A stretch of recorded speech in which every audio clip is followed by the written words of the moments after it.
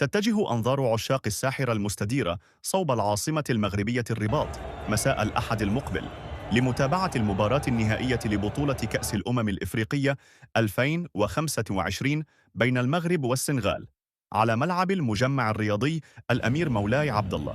وتنطلق صافرة بداية المباراة في 8 مساء بتوقيت المغرب، 10 مساء بتوقيت السعودية، 9 بتوقيت مصر. المنتخب المغربي وصل إلى النهائي بعد إقصاء نيجيريا من نصف النهائي بركلات الترجيح بعد التعادل في الوقتين الأصلي والإضافي دون أهداف. أما المنتخب السنغالي فقد وصل إلى النهائي بعد الفوز على مصر بهدف نظيف في نصف النهائي.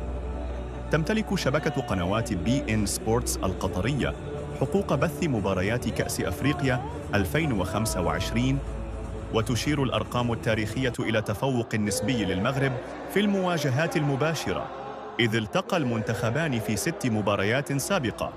فاز منتخب المغرب في 4 مناسبات مقابل فوز وحيد للسنغال، في حين انتهت مواجهة واحدة بالتعادل.